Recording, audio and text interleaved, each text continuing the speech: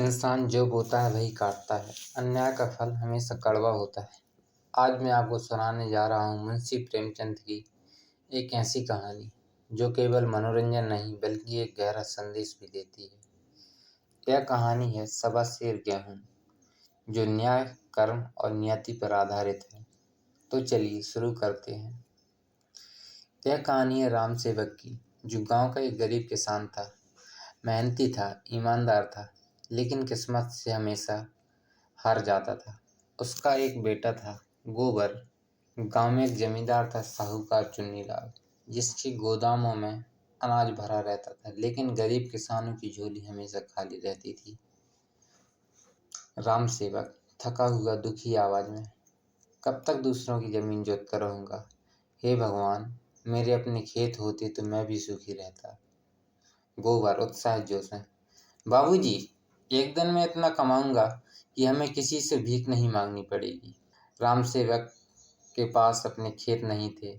मजबूरी में उसे चुन्नीलाल से अनाज उधार लेना पड़ा, लेकिन कर्ज कब आसान होता है। राम सेवक को सवा सेर गेहूं की जरूरत थी, लेकिन साहूकार ने बिना ब्याज के देने से इनकार कर दिया। उसने सवा सेर गेहूं के बदले दोगुना लौटाने की शर्त रखी। साहूकार व्यंग भरी हंसी, लालच भरी आवाज में, कर्ज लेना आसान है मगर चुकाना मुश्किल, सोच लो राम सेवक। राम सेवक लाचारी भरी आवाज में, मजबूरी में हाँ कहनी ही पड़ेगी, भूख से मरने से तो अच्छा है।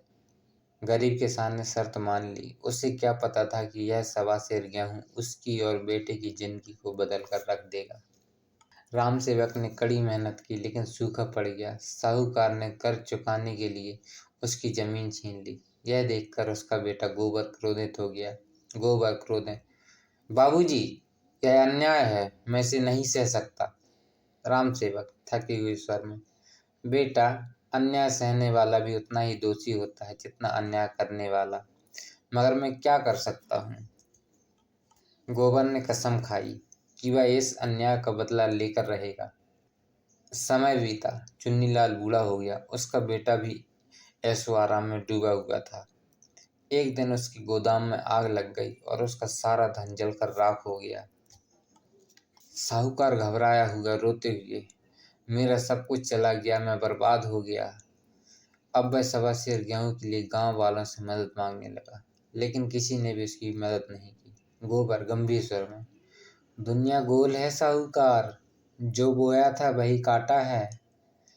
यह वही न्याय था जो समय ने खुद किया था। इस कहानी से हमें क्या सीख मिलती है? जो दूसरों का हक छीनता है उसका अंत बुरा होता है।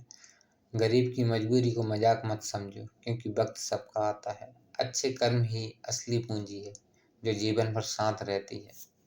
अगर आप राम सेवक की जगह होते तो क्या करते? क्या आप अन्याय सहते या इसके खिलाफ खड़े होते? सोचिए। और अगर आपको यह कहानी अच्छी लगी हो तो वीडियो को लाइक करें, कमेंट करें और चैनल को सब्सक्राइब करें। धन्यवाद।